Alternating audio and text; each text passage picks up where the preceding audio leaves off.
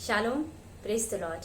आप सभी का इस शालोम क्रिस्टोस की हमारी जो ये सीरीज है पैराबल्स की, उसमें जो पैराबल्स ऑफ रिवॉर्ड्स हम देख रहे हैं, उसमें आज हम दो और दृष्टांतों को देखेंगे और पिता परमेश्वर का धन्यवाद करते हैं कि उसने इन दृष्टांतों के जरिए हमें जीवन की बहुत सी बातें, बहुत से राज बताए और हमें किस प्रकार से जब हम किसी रिवॉर्ड की, हम परमेश्वर के राज में आने की तैयारियां करते हैं और हम किसी रिवॉर्ड की प्रतीक्षा करते हैं, तो वो रिवॉर्ड्स हमें किस प्रकार से और कैसे मिलते हैं, इन दृष्टांतों के जरिए यहाँ पर प्रभु यीशु मसीह ने बहुत ही सफाई से हमें बताया है। तो आइए आज के कलाम से हम देखते हैं, आज की दृष्टांत में हम देखते हैं कि आज हम इस दृष्टांत के जरिए क्या देखते हैं और क्या सीखते हैं। यहाँ पर आज का जो ये दृष्टांत है वो लिया गया है मत्ती रचित सुसमाचार, उसका 25 बाब और उसकी 14 से लेकर के 30 आयत तक। Matthew chapter 25 verse 14 to 30। यहाँ पर हम तोड़ों का दृष्टांत पाते हैं और यही दृष्टांत हम एक और जगह लूका 19 उसकी 11 से 27 आयत में पाते हैं। तोड़ों का दृष्टांत ये जब हम 14 से 30 आयत में पढ़ते हैं, वहां पर विस्तृत रूप से दिया गया है और जो मेन वर्सेस हम इस दृष्टांत में देखेंगे वो हैं 14वीं आयत से, क्योंकि यह उस मनुष्य की सी दशा है जिसने परदेश जाते समय अपने दासों को बुलाकर अपनी संपत्ति उनको सौंप दी। उसने एक को 5 तोड़े, दूसरे को 2 और तीसरे को 1, अर्थात हरेक को उसकी सामर्थ्य के अनुसार दिया और तब परदेश चला गया। तब जिसको 5 तोड़े मिले थे उसने तुरंत जाकर उनसे लेन देन किया और 5 तोड़े और कमाए। इसी रीति से जिसको 2 मिले थे उसने भी 2 और कमाए, परंतु जिसको 1 मिला था उसने जाकर मिट्टी खोदी और अपने स्वामी के रुपए छिपा दिए। बहुत दिनों के बाद उन दासों का स्वामी आकर उनसे लेखा लेने लगा। उसके बाद हम 24वीं आयत से देखेंगे। तब जिसको 1 तोड़ा मिला था उसने आकर कहा, हे स्वामी, मैं तुझे जानता था कि तू कठोर मनुष्य है। तू जहाँ कहीं नहीं बोता वहाँ काटता है और जहाँ नहीं छींटता वहाँ से बटोरता है। इसलिए मैं डर गया और जाकर तेरा तोड़ा मिट्टी में छिपा दिया। देख, जो तेरा है वह यह है। फिर 29वीं आयत, क्योंकि जिस किसी के पास है उसे और दिया जाएगा और उसके पास बहुत हो जाएगा, परंतु जिसके पास नहीं है उससे वह भी जो उसके पास है ले लिया जाएगा। और इस निकम्मे दास की वो बाहर के अंधेरे में डाल दो जहां रोना और दांत पीसना होगा। परमेश्वर अपने कलाम के पढ़े और सुने जाने पर आशीष दे, आमीन। अजीजों, यहाँ पर जब ये तोड़ों का दृष्टांत हम देखते हैं और इसी प्रकार से हम लूका 19 बाब और उसकी 11 से 27 आयत में भी इस दृष्टांत को पाते हैं। यहाँ पर जो हम वर्णन देखते हैं कि एक मनुष्य के बारे में बता रहा है कि एक मनुष्य अपने सफर पर निकलता है और लूका में जब हम पाते हैं तो हम पाते हैं कि वो अपना राजसी पद पाने के लिए वो वहां से दूसरे जगह के लिए जाता है और ऐसे में वो अपने जो दास होते हैं उनको बुलाता है और उनको बुला करके वो अपनी जो प्रॉपर्टी है, जो भी कुछ उसके पास था, उसमें से कुछ वो उन्हें सौंप देता है। और कुछ वक्त के बाद जब वो वापस आता है तो वो कुछ एक्सपेक्टेशंस के साथ आता है, लेकिन यहाँ पर उसे कुछ तो अपनी एक्सपेक्टेशंस के अनुसार मिलता है और कुछ नहीं मिलता है। हम जब इस दृष्टांत को देखते हैं, हम जब इस दृष्टांत पर अपने मनन को ले जाते हैं, तो यहाँ पर अगर हम देखें 15वीं आयत में, उसने एक को 5 तोड़े, दूसरे को 2 और तीसरे को 1, अर्थात हर एक को उसकी सामर्थ्य के अनुसार दिया। उस मालिक ने, उस मास्टर ने उनकी जो सामर्थ्य थी, क्योंकि जो इसके साथ वो काम करते थे उनकी सामर्थ्य को वो जानता था कि कौन कितना कर सकता है, तो उनकी सामर्थ्य के अनुसार उसने उन्हें दिया।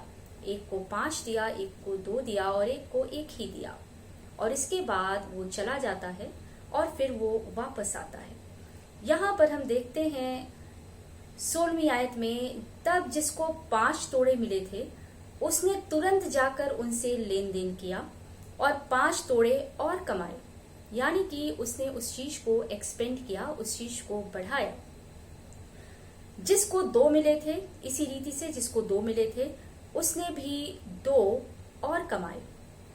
परंतु जिसको 1 मिला था उसने जाकर मिट्टी खोदी और अपने स्वामी के रुपए छिपा दिए। और फिर हम देखते हैं कि वो मालिक, वो मास्टर वापस आता है और वापस आकर के वो उनसे उसके बारे में पूछता है, उसका लेखा जोखा लेता है और पाता है कि 2 सेवकों ने, उसके 2 दासों ने तो उसमें से कुछ कमाया, उसमें बढ़ोतरी की, लेकिन एक ने उसको ले जाकर के मिट्टी में छिपा दिया और उससे कुछ भी उसे प्राप्त नहीं हुआ।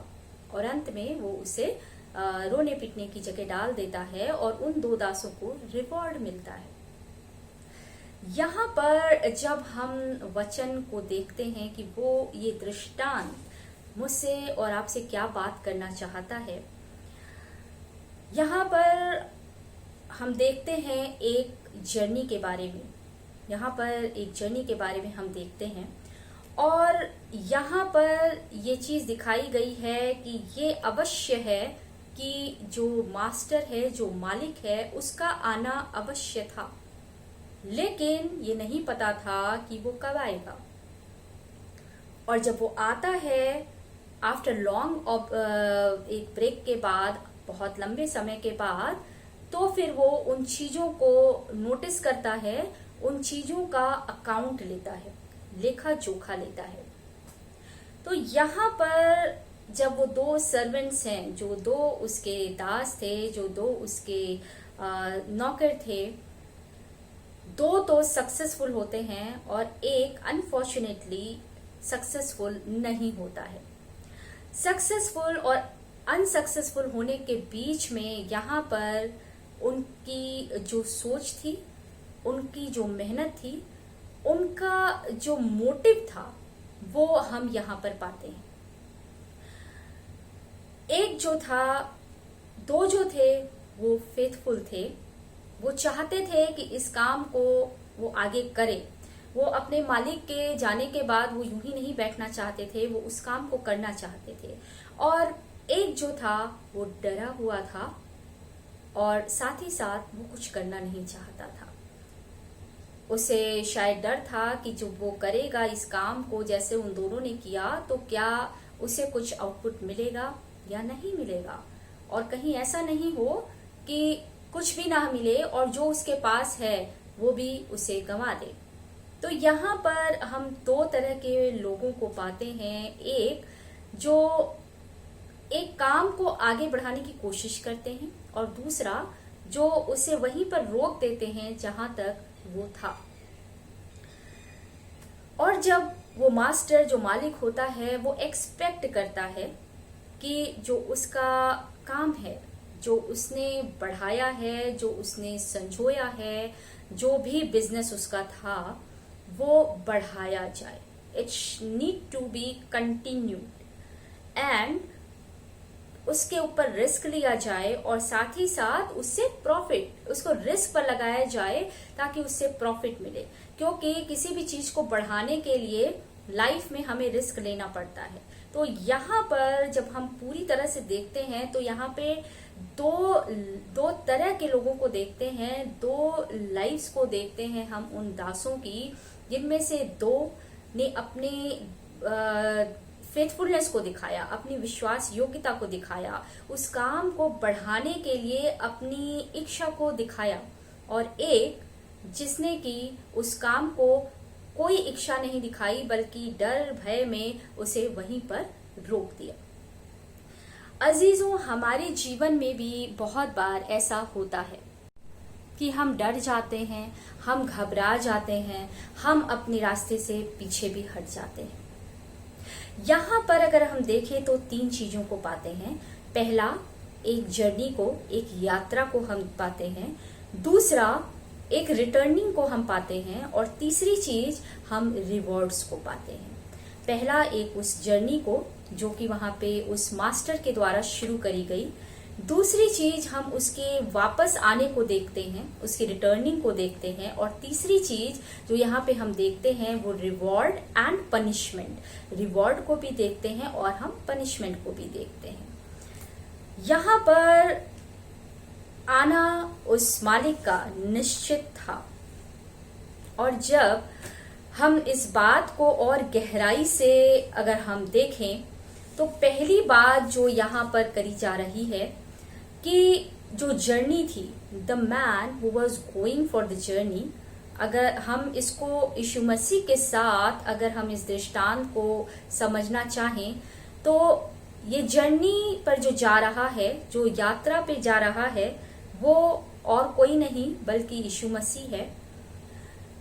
और जब वो जा रहा है, उसका जाना, उसका एक पद के लिए जाना, वो जो कि लूका में जिस तरह से दिखाया गया है, उसका दूसरे देश को जाना, उसका दूसरी जगह को जाना, ये प्रभु यीशु मसीह के उठाए जाने को यहाँ पर प्रदर्शित करता है। ये रिजेम्बलेंस है प्रभु यीशु मसीह को जो स्वर्ग पर उठा लिया गया उसका, कि वो यहाँ पर वो व्यक्ति यीशु मसीह है, वो मास्टर जो यहाँ पर है वो यीशु मसीह है, जो कि चला गया, जो कि एक दूसरे देश को गया, जो कि उठा लिया गया स्वर्ग में।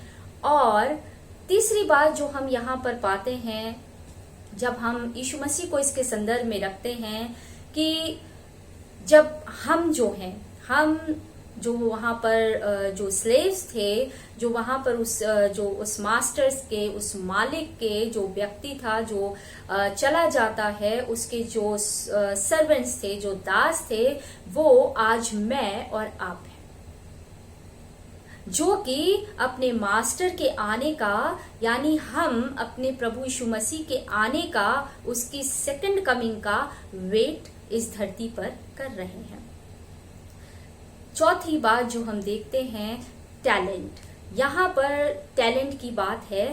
टैलेंट रिप्रेजेंट करता है इस बात को, जो वहां पर वो टैलेंट जो था वो तोड़ा दिया गया था, और यहाँ पर वो तोड़ा आज मेरे और आपके जीवन में प्रभु यीशु मसीह की, हमारे प्रभु की दी हुई वो टैलेंट्स हैं, वो ब्लेसिंग्स हैं, वो ब्लेसिंग्स हैं, वो गिफ्ट्स हैं जो उसने मेरे और आपके जीवन में दी है। सो यहाँ पर वो टैलेंट भी हमारे पास है जो उस दास के पास था, उन तीनों दास के पास था। और हमें पता है जो रिटर्निंग है, जो जहाँ पे दास का वापस आना है, वो रिप्रेजेंट करता है प्रभु यीशु मसीह के वापस आने को, कि वो आएगा। और जब वो आएगा तो उसका जो यहाँ पे असेसमेंट था, जो उसने यहाँ पर अपने दासों से अकाउंट मांगा, कि लेखा जोखा लिया। अगर हम देखते हैं यहाँ पर जब 19वीं आयत में, बहुत दिनों के बाद उन दासों का स्वामी आकर उनसे लेखा लेने लगा। वो आता है और आकर के उसका लेखा लेता है, जो उसने उन्हें सुपुर्द किया था उसका क्या आउटकम है। और यहाँ पर जब इस असेसमेंट को हम देखते हैं, हम अपने जीवनों से आज उसको और यीशु मसीह के साथ रिजेंबल करते हैं, तो वो यहाँ पे हम देखते हैं कि जब यीशु मसीह आएगा, उसकी सेकंड कमिंग, तो वो असेसमेंट उन दासों के लिए था, आज मेरे और आपके लिए उसकी सेकंड कमिंग में वो हमारा फेथ का असेसमेंट होगा, वो हमारा भी न्याय करेगा। वो असेसमेंट होगा हमारे विश्वास का। हम जो दास हैं उसके, हम जो उसके सर्वेंट्स हैं, उनका असेसमेंट होगा, जैसे उन दासों का वहां पर उनके मास्टर ने किया। और यहाँ पर ये मेरे और आपके जीवन में जब हम देखते हैं, तो जब यीशु मसीह वापस आएगा तो वो न्याय करेगा। वो न्याय का दिन होगा जहां हमारे विश्वास को, हमारी विश्वास योग्यता को, हमारे और भी बहुत से गुणों को परखा जाएगा। जो टैलेंट्स हमारे पास हैं, वो जो प्रभु यीशु मसीह ने हमें दिए हैं, वो परखा जाएगा। अगर हम यहाँ पे देखें तो यीशु मसीह की यात्रा, जिसमें कि वो दूसरे देश यानी कि स्वर्ग चला गया, हम आज उसका इंतजार कर रहे हैं कि वो उसकी सेकंड कमिंग का, उसके आगमन का। उसने हमें टैलेंट्स दिए हैं इस धरती पर, हमें बहुत सारे गिफ्ट्स दिए हैं, हमें बहुत सारी जो है योग्यताएं दी हैं। उसका आना निश्चित है, उसका आना निश्चित है, और साथ ही साथ वो लेखा जोखा भी लेगा। तो यहाँ पर आज मैं और आप उन्हीं दासों की तरह से हैं जो कि यहाँ पर जिसके मालिक ने उन्हें वो तोड़े दिए और वो चला गया और वो फिर आया। तो हमारे जीवन में भी अगर हम इन आयतों के द्वारा देखें, जब हम देखते हैं 14 से 15 आयत की हर एक को उसकी सामर्थ्य के अनुसार दिया। अजीजों, हम सब की सामर्थ्य जो है वो अलग अलग है। जो काम एक कर सकता है जरूरी नहीं है कि दूसरा भी उसी काम को कर सके। कर सकता है लेकिन उस पैशन के साथ नहीं करेगा, उस वो प्रोडक्टिविटी नहीं आ सकती है, वो परफेक्ट बात नहीं आ सकती है, परफेक्टनेस नहीं आ सकती है। तो अब हमारी सामर्थ्य के अनुसार, जैसे वहां पर उस मालिक ने, उस व्यक्ति ने उनकी सामर्थ्य के अनुसार दिया, वैसे ही हमारा प्रभु यीशु मसीह जो है हमारी सामर्थ्य के अनुसार वो हमें देता है। ऐसा भी नहीं कुछ देता है जो हमारी सामर्थ्य से बाहर हो, हम कर ना सके और फिर हम कहें प्रभु तुमने हमें क्या दिया है जो हम कर नहीं सकते। तो वो हमें अपनी सामर्थ्य के हिसाब से देता है। अगर हम इफिसियों की पत्री उसका 4 बाब और उसकी 7वीं आयत देखें, कलाम में इस प्रकार से यहाँ पर ये सफाई से ये बात, ये वर्स क्लियर करती है, पर हम में से हर एक को मसीह के दान के परिमाण के अनुसार अनुग्रह मिला है। हम हर एक को उसके अनुसार, हर एक को मसीह के दान के परिमाण के अनुसार और हमारी सामर्थ्य के अनुसार जो है वो टैलेंट्स मिले हैं। तो अपनी सामर्थ्य, जो हमारी सामर्थ्य है, क्योंकि वो हमें इक्वली, यहाँ पर वो हमें इंडिविजुअली ट्रीट करता है। वो ऐसा नहीं करता है कि सबको एक सा टैलेंट दे दिया, सबको एक सा काम दे दिया, चाहे आप कर सको चाहे नहीं। और यहाँ पर ये व्यक्ति भी यही करता है कि उसने एक को 5 दिया, एक को 2 तोड़े दिए, एक को 1 तोड़े दिया, क्योंकि वो जानता था कि कौन क्या कर सकता है।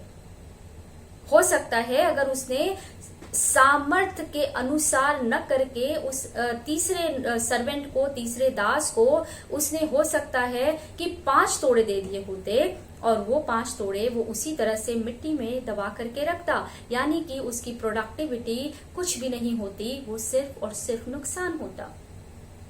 तो यहाँ पर जब परमेश्वर हमें देता है तो वो हमें हमारी सामर्थ्य के अनुसार हर एक को इंडिविजुअली वो ट्रीट हर एक को अलग अलग करता है। उसने अपनी समानता में हमें बनाया है, लेकिन when he treats us as per our strength, as per our capabilities. तो यहाँ पर जब उसने सामर्थ्य के साथ दे दिया और फिर हम ये देखते हैं कि उन्होंने क्या किया। आज अजीजों, हमारे जीवन में भी बहुत बार हम ऐसा करते हैं। यहाँ पर आगे 16वीं आयत से हम देखें, तब जिसको 5 तोड़े मिले थे उसने तुरंत जाकर उनसे लेन देन किया और 5 तोड़े और कमाए। इसी रीति से जिसको 2 मिले थे उसने भी 2 और कमाए, परंतु जिसको 1 मिला था उसने जाकर मिट्टी खोदी और अपने स्वामी के रुपए छिपा दिए। यानी कि यहाँ पर वो जो इंडिविजुअली ट्रीटमेंट है उसको हम देख पाते हैं, समझ पाते हैं। 5 और 2 वालों ने तो जा करके अपना काम शुरू किया और उससे और कमा करके ले आए, यानी the talent which was given to them, उन्हें उनको बढ़ाया। और आज हमारे जीवनों में भी है।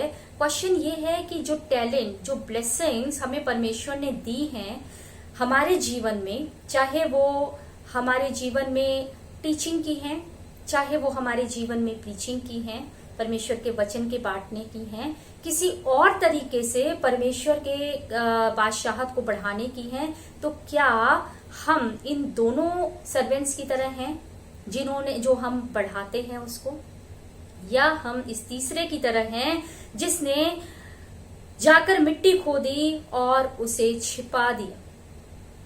अजीजों, कभी कभी हम भी अपने टैलेंट्स को, अपनी ब्लेसिंग्स को हम संजो करके रख लेते हैं, उसको हम बांध करके रख लेते हैं। ये हमारा है, हमें परमेश्वर ने दिया है, ये अब टैलेंट, मेरे पास जो भी टैलेंट है, I am the best and this is my talent and it has to be within मी। और हम उसे आगे नहीं बढ़ाते हैं, हम उसे मिट्टी में, यहां पर उसने मिट्टी में छिपा दिया क्योंकि वो एक वस्तु थी, मटेरियल था। और यहाँ पर हम क्या करते हैं, जो हमें दान वरदान परमेश्वर ने दिए हैं, पवित्र आत्मा के दान वरदान जो दिए हैं, हम उसे अपने अंदर, अपने ही जीवन में छिपा देते हैं। तो यहाँ पर जब हम अपने आप को उन दासों के साथ रख के पाते हैं, तो कभी कभी हम भी उनमें से एक होते हैं।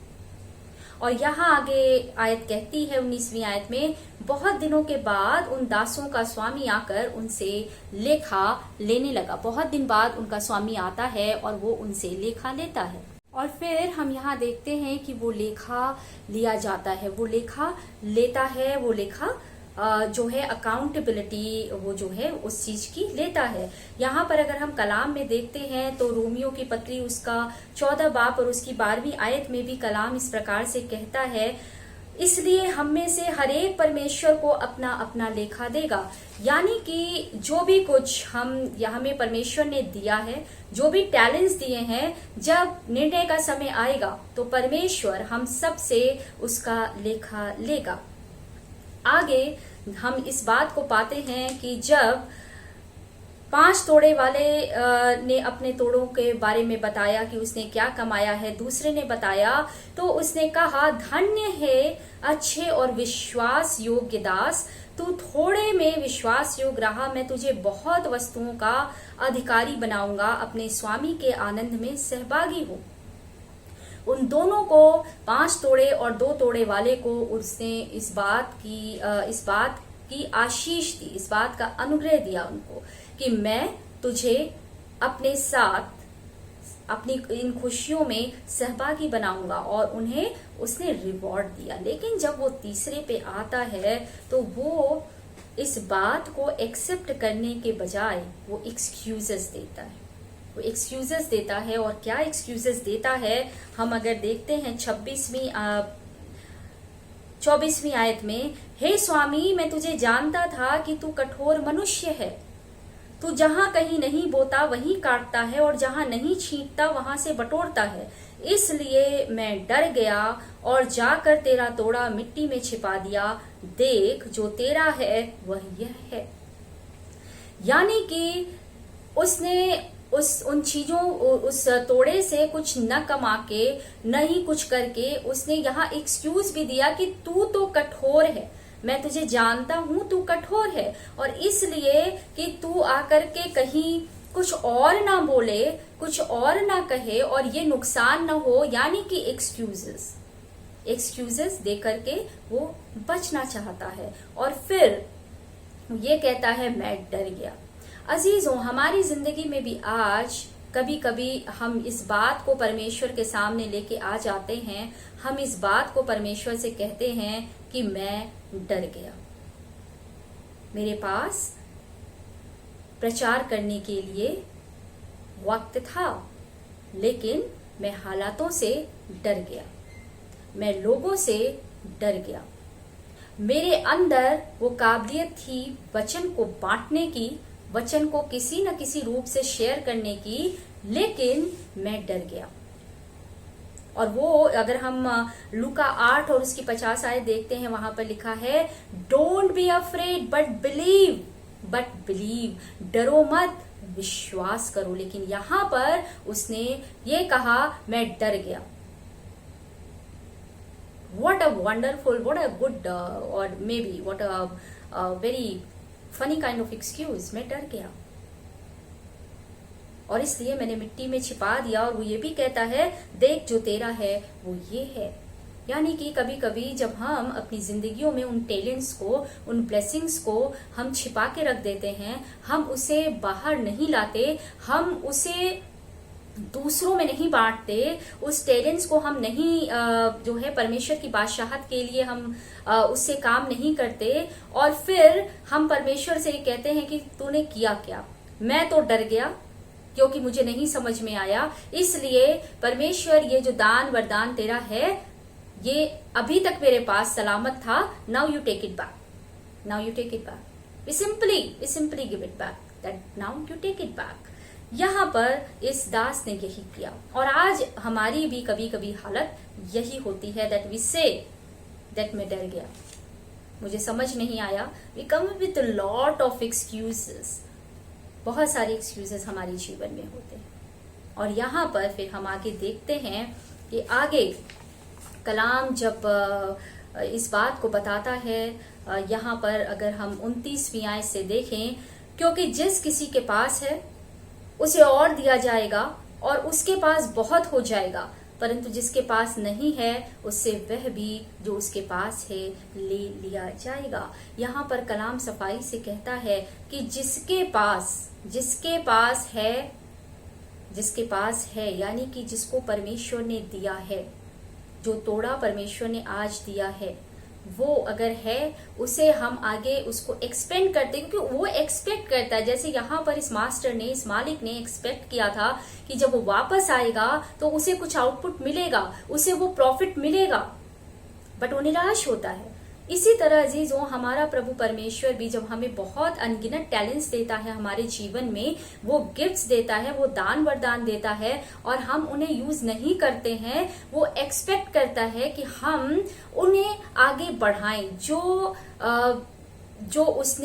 सुसमाचार जो उसका है वो हम फैलाएं, जो बीज उसने बोया है हम उसे यूं ही नहीं पड़े रहने दें, हम उस बीज को और आगे बोएं, हम उसे बिखेरे। लेकिन हम डर जाते हैं, हम पीछे हट जाते हैं, और फिर ये बात आती है कि हम एक्सक्यूजेस देने लगते हैं। और फिर वो यहाँ कहता है कि जो जिसके पास है उसे और दिया जाएगा और उसके पास बहुत हो जाएगा, परंतु जिसके पास नहीं है उससे वह भी जो उसके पास है ले लिया जाएगा। Means he will take it back if we will not use our talents, if we will not expend it, if we will not go out and whatever talent we have, we will spread that. जब तक हम उस talent को जो हमने दिया है, अगर हम अपने पास संजोकर उस दास की तरह से, उस सर्वेंट की तरफ से जिसने कि मिट्टी में छिपा दिया, हम अपने ही जीवन में उसे छिपाए रहेंगे, तो एक दिन ऐसा आएगा कि वो टैलेंट हमारे अंदर से परमेश्वर ले लेगा, वो खत्म हो जाएगा, और फिर हम कहेंगे वाई, ऐसा क्यों हुआ, वो टैलेंट हमारे अंदर से क्यों चला गया। तो जरूरी है अजीजों कि जब हमारे जीवन में परमेश्वर ने बहुत आशीषें दी हैं, हमें बहुत सारे अलग अलग दान वरदान हमारी सामर्थ्य के अनुसार दिए हैं, तो जरूरी है कि हम अपने जीवन में हम देखें, हम अपने जीवन में उन दान वरदानों को समझें, हम उन दान वरदानों की रिस्पेक्ट करें, हम उनको ऑनर करें। हम उन दास की तरह से ना बने जिन्होंने इन बातों को नहीं समझा। और हम जब लूका में इस बात को देखते हैं, यहाँ पर हम पाते हैं, अगर हम लूका 19 उसका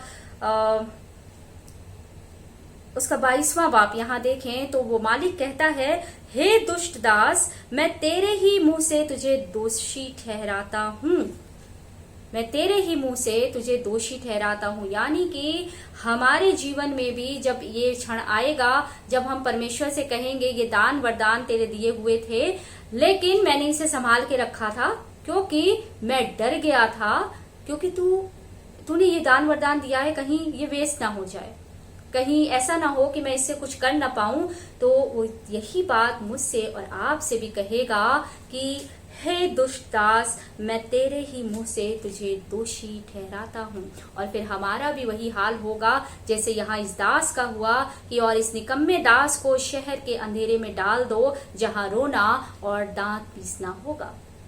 तो अजीजों, जरूरी है कि हम अपने जीवन में इस बात को देखें, इस बात को समझें कि परमेश्वर की इच्छा हमसे क्या है, उन टैलेंट्स के जरिए, उन ब्लेसिंग्स के जरिए जो उसने हमारे जीवनों में दी है।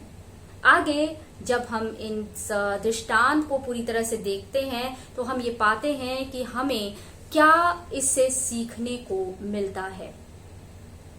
हमें क्या सीखने को मिलता है? तो पहली बात जो हम इस दृष्टांत से सीखते हैं वो ये है कि मसीह जीवन, हमारा जो ये विश्वास का जीवन है, हमारा जो ये मसीह जीवन है, इसमें जरूरी है कि जो हमारी एबिलिटीज हैं, परमेश्वर ने जो दान वरदान हमें दिए हैं, हम उसे दूसरों के बेनिफिट के लिए हम उसे इस्तेमाल करें।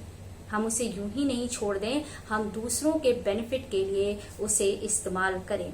दूसरी बात, जो रिवॉर्ड्स हैं वो हमें हमारे परफॉर्मेंस पे, हमें हमारी जो काबिलियत के अनुसार जो हमें दिया जाता है और हम जैसी मेहनत करते हैं उसके अनुसार मिलता है।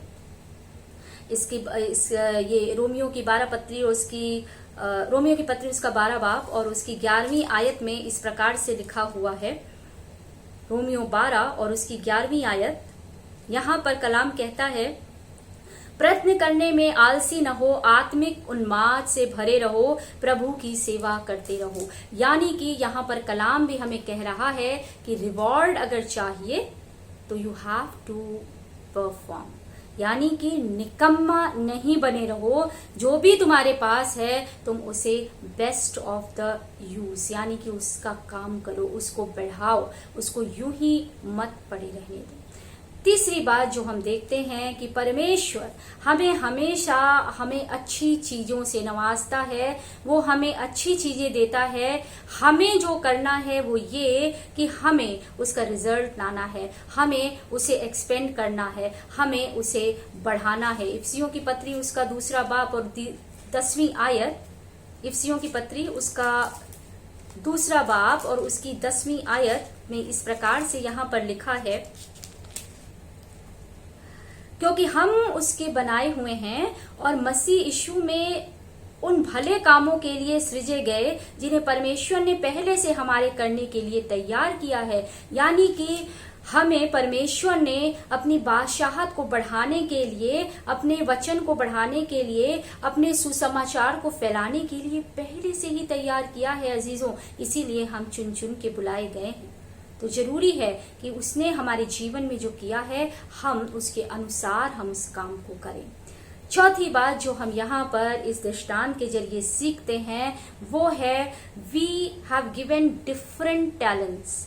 हमें अलग अलग तोड़े दिए गए हैं, हमें अलग अलग टैलेंट्स दिए गए हैं और जरूरी है कि हम उसी के अनुसार अपने जीवन में काम करें। यहाँ पर रोमियो 12 उसका 6वीं आयत में लिखा है, जबकि उस अनुग्रह के अनुसार जो हमें दिया गया है, हमें भिन्न भिन्न वरदान मिले हैं। तो जिसको भविष्यवाणी का दान मिला हो वह विश्वास के परिणाम के अनुसार भविष्यवाणी करे। यदि सेवा करने का दान मिला हो तो सेवा में लगा रहे। यदि कोई सिखाने वाला हो तो सिखाने में लगा रहे। जो उपदेशक हो वह उपदेश देने में लगा रहे। दान देने वाला उदारता से दे। जो अगुवाई करे वह उत्साह से करे। जो दया करे वो हर्ष से करे।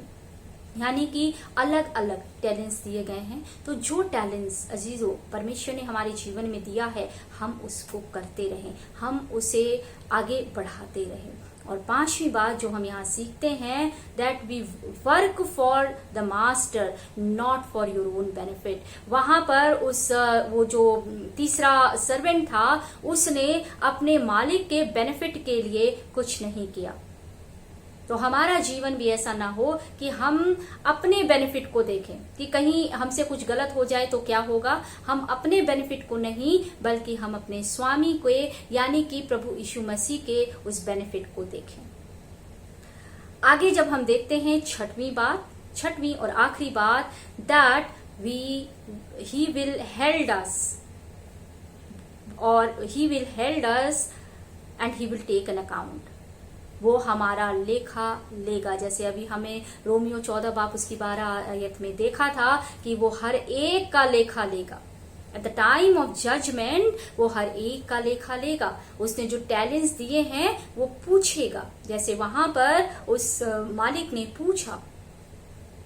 और कहीं ऐसा ना हो कि वो जब लेखा ले तो हम उस तीसरे दास के अनुसार हों, कि उसके हिसाब से उसकी जैसे हों, कि हम ये कहें कि हमने तो कुछ किया नहीं, तू बहुत कठोर है, हमें डर लगता है, हमें भय लगता है और इसलिए मैंने संजो के रखा, अब ये जो तेरा है वो परमेश्वर तू ले ले। ऐसे में जब हमारा न्याय होगा तो यकीनन हम पनिशमेंट के ही वारिस होंगे।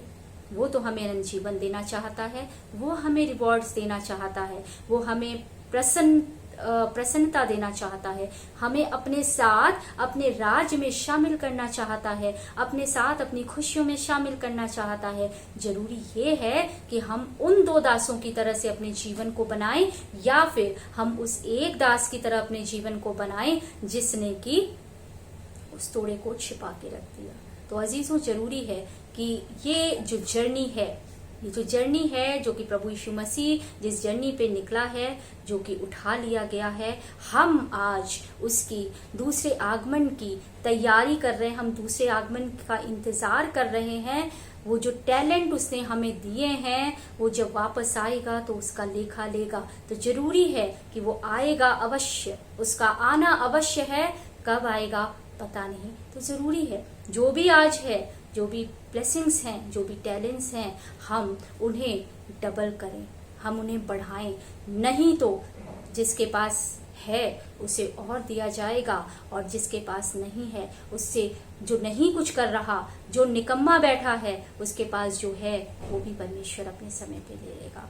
जरूरी है कि हम उन दो सर्वेंट्स की तरह बने जिसने अपने मालिक के काम को बढ़ाया, जो काम उसने शुरू किया था, जो काम उसने इस्टेब्लिश किया था, उसको बढ़ाया। आज मेरा आपका जिम्मा ये है कि जब हमारे प्रभु यीशु मसीह ने जो परमेश्वर के राज्य को बढ़ाने का काम शुरू किया, वो आज मेरे और आपके ऊपर है। हम अपने टैलेंट्स के जरिए, चाहे जैसा भी टैलेंट परमेश्वर ने दिया है, उससे प्रार्थना करें। अगर आप हमें नहीं पता तो हम उससे प्रार्थना करें कि वो कौन सा टैलेंट है, कौन सा तोड़ा है जो उसने हमारे जीवन में दिया है, जो उसकी बादशाहत को, उसके सुसमाचार को फैलाने में काम आए, ताकि जब वो न्याय का दिन आए, जब वो लेखा जोखा लेने आए, तो हम ये ना कहें कि हे परमेश्वर, मैंने तो इसे छिपा के रखा था, ये तेरा है तो वापस ले ले।